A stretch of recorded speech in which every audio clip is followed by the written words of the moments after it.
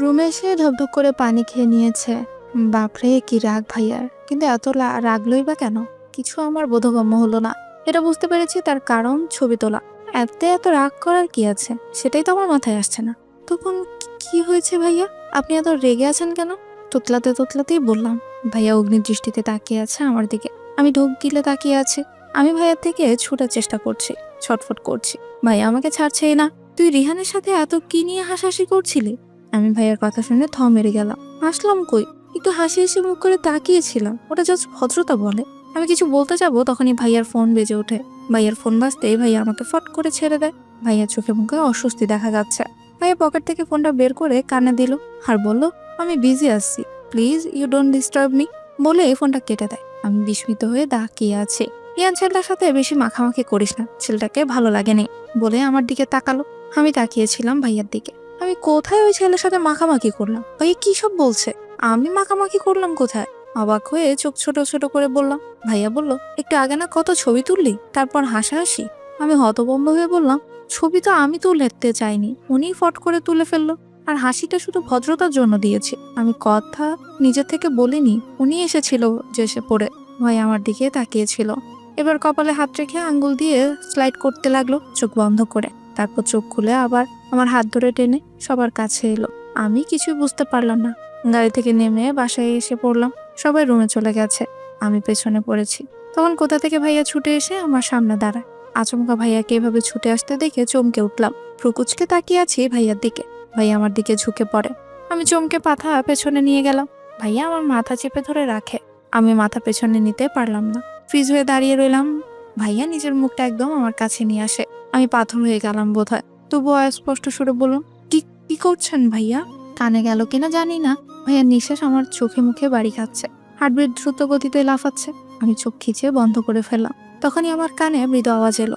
ভাইয়া বলছে, সরি তখনকার জন্য। আমার কেন যেন রাগ হচ্ছিল খুব, কিন্তু রাগের কারণটা আমার অজানা। তুই কিছু মনে করিস না প্লিজ, বলে ভাই আমাকে ছেড়ে চলে গেল। আমি পাথর হয়ে সেখানেই দাঁড়িয়ে রইলাম। কানের কাছে মুখ নিয়ে ফিস ফিস করে কথা বলার সময় ভাইয়ের স্পর্শ অনুভব করেছি। আমার শরীরটা কাটা দিচ্ছে শিরায় শিরায়। আমি দৌড়ে রুমে এসে ঢকঢক করে পানি খেলাম। আপু এসে আমার দিকে অবাক হয়ে তাকিয়ে বলে, কিরে এমন হাঁপাচ্ছিস কেন? আমি চমকে উঠলাম আপুর কথায়। কিরে চমকালি কেন? আমি কি বলবো বুঝতে পারছি না। আপু সন্দেহ চোখে তাকিয়ে আছে। আমি ঢোক গিলে বললাম, এমনি আপু আমার ক্লান্ত লাগছে, ঘুমোবো। আচ্ছা ফ্রেশ হয়ে আয়। আমি ফ্রেশ হয়ে এসে শুয়ে পড়লাম। একটু আগের কথা শুধু মনে পড়ছে। পরদিনই ভাইয়ের মুখোমুখি হতে লজ্জা লাগলো। ওভাবে সরি না বললেও হতো। আমরা সবাই বাসায় চলে এলাম। আস্তে আস্তে আমাদের সন্ধ্যা হয়েছে। বাসায় আসতে লতা ছুটে এলো আমার কাছে। ওর জন্য আমার খুব খারাপ লেগেছে। আমরা সমবয়সী, ও যদি যেতে পারতো কি তা সম্ভব হতো? সম্ভব না। চাচির দিকে চোখ গেল, সোফায় বসে পান খাচ্ছে আর আমার দিকে কটমট করে তাকাচ্ছে। আমি সাথে সাথে মাথা নিচু করে ফেললাম। আমার কপালে যে কি আছে আল্লাহ মালুম। সবাই সামনে কিছু বললো না, কিন্তু এই মা আপু বসে পড়লো। তার কাছে ইহান ভাই রুমে চলে গেল। হিলাপুও গেছে, আমিও চলে গেলাম। সেদিন আর কিছু হলো না। রাতে খেলাম না, ঘুম দিয়েছি। সকালে কর্কশ আওয়াজে আমি ধরফড়িয়ে উঠে বসি। বাইরে কেবল আলো হচ্ছে, তার মানে ভোর সকাল। সামনে তাকিয়ে আটকে উঠলাম। চাচি কঠিন মুখ করে তাকিয়ে আছে। আমি কাঁপা কাঁপা গলায় বললাম, চাচি তুমি এত সকালে আমার রুমে কেন? কোনো দরকার ছিল কি? লতা কথাটা শেষ হলো না, তার আগেই চাচি এগিয়ে এসে আমার গালে ঠাস করে চর বসিয়ে দেয়। চরটা এত জোরে ছিল আমার মাথাটা ভনভন করে উঠলো। ব্যথায় চোখ বন্ধ করে ফেললাম। এ ব্যথা সহ্য করতে না করতেই আমার সর্বাঙ্গ কেঁপে উঠলো। মাথার চুল শক্ত করে ধরেছে চাচি। বান্দির বাচ্চা, তুই আমার নাকের ডগার উপর দিয়ে চলে গেলি ধুই ধুই করে সিলেটে। আমার একটা মাত্র ছেলেটা, সেটাকেও বশ করে ফেলেছিস। সে তো তোর যাওয়া নিয়ে আমার কাছেই আসে। ও তুই না করলি না কেন? কোন সাহসে গেলি? নিজেকে রাজকন্যা ভাবতে শুরু করেছিস? চাচি ছাড়ো, আমার লাগছে খুব। কান্না গলায় বললাম। কথা বলতেও কষ্ট হচ্ছে, এত জোরে চেপে ধরেছে চুলটা। সবাইকে বস করে লাফাতে লাফাতে চলে গেলি। তোকে আজের মাসুল দিতে হবে। খুব বার বেড়েছিস না তুই? আমি ছাড়া পাওয়ার জন্য ছটফট করছি, চোখ দিয়ে গল গল করে পানি পড়ছে। আমি তো জানতাম এমন কিছু হবে, তবুও তখন নিজের যাওয়ার লোভটা সামলাতে পারিনি। তাই তো আমি রাজি ছিলাম, কিন্তু এখন আমার যে খুব কষ্ট হচ্ছে। কি করব আমি? চাচি ছাড়ো। চাচি ছাড়তে আমি বড় দম নিলাম। কাঁদতে কাঁদতে বললাম, আমাকে ক্ষমা করে দাও চাচি, আমি আর তোমার কথার অবাধ্য হব না। এবারের মতো মাফ করে দাও। চাচি এক গাদা জামা কাপড় দিয়ে গেল, সব কাচতে হবে, তারপর রান্না করতে হবে। চাচি যেতে আমি হু হু করে কেঁদে উঠলাম। লতা এসে আমার পাশে দাঁড়ালো, ওর চোখেও জল। আমি কাঁদতে কাঁদতে জামা কাপড় নিয়ে ওয়াশরুমে গেলাম। রান্না করতে গিয়ে আজ হাত পুড়ে ফেললাম। ওভাবে খাবার টেবিলে সব এনে রাখলাম। তখন লতা সাহায্য করলো। হাত পুড়েছে, কাউকে বললাম না। আর না বলার মতো কেউ আছে আমার? সবাই টেবিলে এসে বসে। ইহান ভাই সবার পরে আসে, এসে আমার দিকে তাকায়। আমি মাথা নিচু করে দাঁড়িয়ে আছি। ইলাপু ডেকে উঠে, উষা পানি দিত। আমি মাথাটা উঁচু করে তাকিয়ে আচ্ছা বলে পানি ভরে দিলাম। ইমা আর ইহান ভাই মুখোমুখি ছিল, তাই পানি দিতে গিয়ে ভাইয়ার দিকে তাকিয়ে দেখি ভাইয়া খাচ্ছে কম, আমার দিকে তাকাচ্ছে বেশি। আমি হকচকিয়ে পিছিয়ে দাঁড়িয়ে রইলাম। সবার খাওয়া শেষ হতেই সবাই চলে গেল। ইহান ভাই যাওয়ার আগে কফি চেয়ে গেল। লতা খেতে বসেছে, আমাকে আজ খেতে মানা করেছে। চাচি বলেছে রাতের আগে খেতে দিবে না, এটা আমার শাস্তি। তাই আমি কফি করে ভাইয়ার রুমে এলাম। ভাই বিছানায় বসেছিল, কপালে হাত দিয়ে। আমি যেতেই উঠে দাঁড়ালো। আমি কফি বাড়িয়ে বললাম, ভাইয়া আপনার কফি। ভাইয়া আমার কফি নিল না, ভ্রুকুচকে আমার মুখের দিকে হা করে তাকিয়ে আছে। আমি ভাইয়া তাকানো দেখে জড়সড় হয়ে দাঁড়ালাম। কফি নিন। এবারও রেসপন্স নেই। এমন করে তাকিয়ে আছেন কেন? হঠাৎ আমার গালে হাত চলে গেল। সকালে চাচির থাপ্পড়ের আঘাত কি বোঝা যাচ্ছে নাকি? তোর গালে কি হয়েছে রে? আমি ভাইয়ের কথা শুনে চমকে উঠলাম। যা ভেবেছিলাম তাই হলো। আমি কাচুমাচু করে দাঁড়িয়ে আছি। কি হলো, কথা বল, তোর গালে কি হয়েছে? আমি হকচকিয়ে এদিক ওদিক তাকাতে লাগলাম। এত লাল হয়ে আছে কেন? মনে হচ্ছে। ভাইয়ার কথার মাঝে বললাম, কিচ্ছু হয়নি, রাতে এক কাত হয়ে শুয়েছিলাম তো, তাই হয়তো লাল হয়ে আছে। ভাইয়া এগিয়ে এসে তীক্ষ্ণ চোখে তাকিয়ে বল, এটা তো থাপ্পড়ের দাগ, 5 আঙুলের ছাপে স্পষ্ট বোঝা যাচ্ছে। কে মেরেছে তোকে? সত্যি করে বলতো, মিথ্যে না বলে। ভাইয়ার কথা শুনে থমকে গেল। ভাইয়া বুঝে গেছে এখন যদি চাচির কথা বলি আর ভাইয়া যদি চাচিকে কিছু বলে, তাহলে চাচি যে আমার অবস্থা কি করবে। না, বলবো না। কফি ট্রে টেবিলের উপর রেখে দৌড়ে বাইরে আসতে গেলাম। এখান থেকে যেতে হবে। দরজার বাইরে পা রাখতেই যাব, ভাইয়া আমার হাত ধরে আটকে দেয়। আমি থমকে দাঁড়িয়ে পড়ি। ভাইয়া টেনে আমাকে ভেতরে নিয়ে দেয়ালে পিঠ ঠেকিয়ে আটকে ধরে বলে, পালাচ্ছিস কেন না বলে? পালাচ্ছিস কেন না বলে? ভাইয়ার কথা শুনে আমি চমকে উঠলাম। ভাইয়ার নিঃশ্বাস আমার চোখে মুখে আছড়ে পড়ছে। ভাইয়ার দেয়ালে এক হাত রেখে আমাকে আটকে দাঁড়িয়ে আছে, আরেক হাত আমার কোমর ধরে আছে। আমি চোখ খিচিয়ে বন্ধ করে দাঁড়িয়ে আছি। ঘন ঘন শ্বাস নিচ্ছি, হার্টবিট দ্রুত গতিতে লাফাচ্ছে। ভাইয়ার এত কাছে আসাতেই আমি থরথর করে কাঁপছি, কথা বলতে পারছি না। চোখ বন্ধ করে বুঝতে পারছি ভাইয়া আমার দিকে তাকিয়ে আছে, তাও চোখ খুলতে পারছি না। শক্ত করে দাঁড়িয়ে চোখ বন্ধ করে আছে, দু হাতে শক্ত করে ওনার কোনা ধরে আছে। আচমকা ভাইয়ার ঠান্ডা হাতের স্পর্শ আমার গালে পেলাম। ভাইয়ের স্পর্শ পেতে আমি কেঁপে উঠলাম। সারা শরীরের পশম খাড়া হয়ে গেল। আমার খেঁচা চোখ বন্ধ। আমি খিচে রাখা চোখগুলো খুলে ফেললাম। চোখ পিটপিট করে তাকালাম ভাইয়ার দিকে।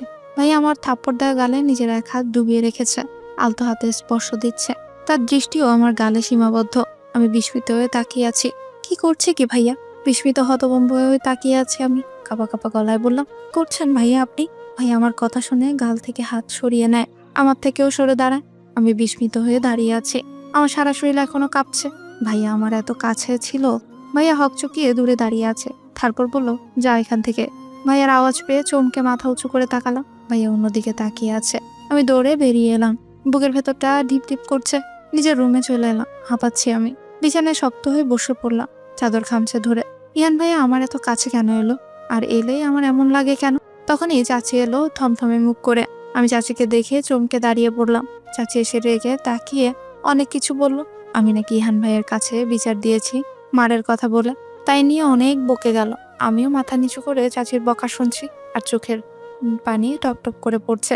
এই পানি দেখেই তো আমার ছেলেকে নিজের দলে নিয়েছিস। সে তো তোর জন্য আমাকে কথা শোনায়। একদম ওর কাছে ঘেসবি না, না হলে কিন্তু আমার থেকে খারাপ আর কেউ হবে না। বলেই চাচি গটগট করে চলে গেল। আমি ঝাপসা চোখে তাকিয়ে রইলাম তার যাওয়ার দিকে। আমি কখনই ইয়ান ভাইকে বললাম? আমি তো কিছুই বলিনি। না বলেও কথা শুনতে হলো। চোখ বন্ধ করে কাঁদতে লাগলাম। লতা এসে আমার পাশে বসে। নিজেকে স্বাভাবিক করে ওকে নিয়ে বাগানে এলাম। বাইরে এসে পানি দিতে লাগলাম গাছে। ফুল আমার খুব প্রিয়। পানি দিচ্ছি আর চোখ বন্ধ করে তার গন্ধ শুকছি। তখনই মনে হলো কেউ আমার দিকে তাকিয়ে আছে। আমি বাসার দিকে তাকালাম। বাগান দেখা যায় ইহান ভাইয়ের রুম থেকে। আমি ভাইয়ার রুমের দিকে তাকালাম। ভাইয়া দাঁড়িয়ে আছে, তার দৃষ্টি আমার উপর। আমিও ভাইয়ের দিকে তাকালাম। তখনই মনে পড়লো চাচির কথা। আমি চোখ সরিয়ে ফুল গাছের পানি দিলাম। লতা ঘাস পরিষ্কার করছে। পানি দিয়ে বাসায় চলে এলাম। রান্নাঘরে গিয়ে থালা বাসন ধুয়ে নিলাম। চাচি তারপর আমাকে রুমে ডেকে ঘর মোছালো। তার নামাজ আদায় করতে হয়, ঘর নাকি অপরিষ্কার হয়ে আছে। মুছে দিলাম। ইলাপু ডাকলো, তার জামা কাপড় ধুতে হবে। না খাওয়ার জন্য খারাপ লাগছিল কিনা শুনে উপায় নেই। সারাদিন এইভাবেই গেল। রাতের আগে খেতে পেলাম না, যা আমি লতা ছাড়া আর চাচি ছাড়া কেউ জানে না। রাতে বেশি খেতে পারলাম না। সারাদিন না খেয়ে একসাথে এত খাওয়া যায় না। সারাদিনের ক্লান্তিতে শুয়েতেই ঘুমিয়ে পড়লাম। মাঝরাতে ঘুমের মধ্যে মনে হলো কেউ আমার ঘরে এসেছে। এসে আমার পাশে বসে, তারপর আমার মুখের দিকে গভীরভাবে তাকিয়ে রয়। সে আমার কষ্টটা উপলব্ধি করতে পারলো। আমার থাপ্পড় দেওয়া গালে সে মাথা ঝুঁকে ঠোঁটের পরশ বুলিয়ে দিল। আমি ঘুমের মাঝেই কেঁপে উঠলাম, যা দেখে সে মৃদু হাসলো। একটা মলম বের করে খুব আলতোভাবে আমার ব্যথা গালে লাগিয়ে দেয়। তারপর আমার দিকে তাকিয়ে থেকে কপালে একটা ভালোবাসা দিয়ে বেরিয়ে এলো। ইমা রাত জেগে রিফাদের সাথে কথা বলে। আজও বলছে পানি পিপাসা পায়, কিন্তু আজ পানি আনতে ভুলে গেছে। আর উষাও পানি দিয়ে যায়নি। উষা আজ ক্লান্ত বলে পানি দেয়নি, রুমে গিয়ে ঘুমিয়ে পড়েছে। ইমা ফোন টেবিলের উপর রেখে পানির বোতল নিয়ে বের হয়ে সিঁড়ি দিয়ে নামতেই কারোর সাথে ধাক্কা খায়। চমকে উঠে বলে, কে কে? ভয়ে ভয়ে বলে। ইমা ভয়ের তো কণ্ঠ শুনে ইহানকে এসে বলে, আমি ইহান। ইমা ইহানের কথা শুনে বুকে ফু দিয়ে বলে, তুই এত রাতে নিচে কি করছিস? ইহান আমতামটা করে বলে, ওই আমার পানি প্রয়োজন পড়ে তাই। পানি কেন ঘরে? পানি ঘরে নেই? ইহান বলে, না। ও আচ্ছা, যা। ইহান তাড়াতাড়ি চলে আসে। পরদিন সকালে ধরফড়িয়ে উঠে বসি। কাল রাতে মনে হয়েছিল কে এসেছিল, কিন্তু কে? অতিরিক্ত ঘুমেছিলাম, তবুও তার স্পর্শ আমার মনে আছে। কে ছিল? নাকি আমার মনে ভুল? সব কি স্বপ্ন ছিল? খাবার টেবিলে সব রাখলাম। আমি আর লতা তারপর দাঁড়িয়ে রাখলাম। আমি আর লতা খাবার টেবিলে সব খাবার পরিবেশন করলাম। তারপর দুজন দাঁড়িয়ে রইলাম। একটু দেরি করে ভাইয়া এলো। ভাইয়া আজ খয়েরি রঙের শার্ট পরেছে, খুব সুন্দর লাগছে।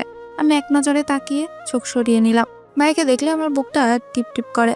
খাওয়ার মাঝে যতবার তাকালাম, ভাইয়া আমার দিকেই তাকিয়ে আছে। দেখলাম আমি ভাইয়া তাকানো দেখে সাথে সাথে চোখ সরিয়ে নিই। ভাইয়া বেশি খেলো না, হালকা খেয়ে চলে গেল কলেজে, যেখানে জব নিয়েছে সেখানে। দুপুরের পর ভাইয়া এলো। আমি রান্নাঘরের দরজা থেকে দেখলাম। লতাকে দিয়ে কফিও পাঠিয়ে দিলাম। চাচি ভাইয়ার কাজ না করেছে তাই। দুদিন চলে গেল, আমি ভাইয়ার রুমে যাই না, আশেপাশেও যায় না। চাচির করা নিষেধ। আমি আড়াল থেকে ভাইয়াকে দেখি। আপুর বিয়ের আর 3 দিন আছে, তাই এখন বিয়ের তোড়জোড় হচ্ছে। দুপুরে খেয়ে চাচি আর ইলাপু মার্কেটে চলে গেল। লতার আমি খাবার খেয়ে নিলাম গোসল করে। রুমে এসে ভেজা চুল ছেড়ে দিয়ে ছোট্ট একটা আয়না আছে, আমি তার সামনে বসে পড়লাম। নিজের মুখের দিকে তাকিয়ে আছে। চুল থেকে টপটপ করে পানি পড়ছে। আমি হাত দিয়ে ঝাড়া দিলাম। এর জন্যই আমার বড় চুল ভালো লাগে না, সামলানো কষ্ট। ব্লু কামিজ ভিজে কালো হয়ে গেছে। ওড়না এক পাশে ফেলে চুল সামনে এনে হাত দিয়ে পানি ফেলছি। তখনই আমার মনে হলো কি আমার সামনে দাঁড়িয়ে আছে। তার ফর্সা পা আমি দেখতে পাচ্ছি। ব্রাউন রঙের প্যান্ট পরা, এটা তো ভাইয়া পরেছিল। আমি চুল ছেড়ে চমকে মাথা তুলে তাকাই। ভাইয়া ব্লু রঙের শার্ট পরে আছে। সে তীক্ষ্ণ চোখে তাকিয়ে আছে আমার দিকে। আমি হকচকে উঠে দাঁড়ালাম। কাপা গলায় বললাম, ভাইয়া আপনি আমার রুমে কিছু লাগবে? ভাইয়া কিছুই বললো না, সেখানে দাঁড়িয়ে রইল শক্ত হয়ে। আমার দিকে কেমন করে যেন তাকিয়ে আছে। আমি ওনা ভালো করে গায়ে জড়িয়ে সামনের দিকে পা বাড়ালাম আর বললাম, আমি তো ভুলে গেছিলাম আমার চুলের পানি পড়ে ফ্লোর পিছল হয়ে আছে। আমি পা পিছলে পড়েই যাচ্ছি। ভয়ে আমি চোখ বন্ধ করে চিৎকার করে উঠলাম। আমি পড়লাম না। আমাকে ঝড়ের গতিতে ছুটে এসে ভাইয়া কোমর পেঁচিয়ে 2 হাতে আগলে ধরে নিজের বুকের সাথে মিশিয়ে নেয়। আমি ভাইয়ার শার্ট খামচে ধরে চোখ বন্ধ করে আছি। ভয়ে আমার হাত পা কাঁপছে। কপালে ভাইয়ার হাতে স্পর্শ পেয়ে চোখ মেলে তাকাই। ভাইয়া আমার চুল সরিয়ে দিচ্ছে মুখ থেকে। আমার চুল মুখে এসেছিল তা সরিয়ে দিয়েছে। আমি কেঁপে উঠলাম। মৃত মুখ করে তাকিয়ে আছি ভাইয়ার দিকে। ভাইয়া হা করে তাকিয়ে আছে আমার দিকে। আমি নড়াচড়া করতেই ছেড়ে দিল, কিন্তু হাত ছাড়লো না। আমি হাতের দিকে তীক্ষ্ণ চোখে তাকিয়ে আছি। ছুটানোর চেষ্টা করছি, পারছি না। শক্ত করে ধরে আছে ভাইয়া। ভাইয়া তার ভ্রুক্ষেপ না করে বলল, আমার কফি লাগবে। আমি বিস্মিত হয়ে তাকালাম। এটা বলতে এসেছে না? আমি বিস্মিত। আচ্ছা, লতাকে পাঠাচ্ছে। আমার কথা বলতে দেরি হলো, ভাইয়ার রেগে তাকাতে সময় লাগলো না। আগুন চোখে আমার দিকে তাকায়। শুধু তাকালো না, নিজের সাথে মিশিয়ে নিল। আমার হাত টেনে নেয়। আমি আচমকা টানে ভাইয়ার বুকে গিয়ে পড়লাম। ভাইয়া হাত বাড়িয়ে আমার থুতনি ধরে উঁচু করে বলল, একদম আমাকে ইগনোর করার চেষ্টা করবি না। আমি তোকে বলেছি মানে তুই দিবি আমার কফি। বলেই ভাইয়া আমার দিকে তাকিয়ে রইল। আমি হতভম্ব হয়ে ভাইয়ার দিকে তাকিয়ে আছি। ভাইয়া রেগে আমার দিকে তাকিয়ে আছে। এত রাগ কেন?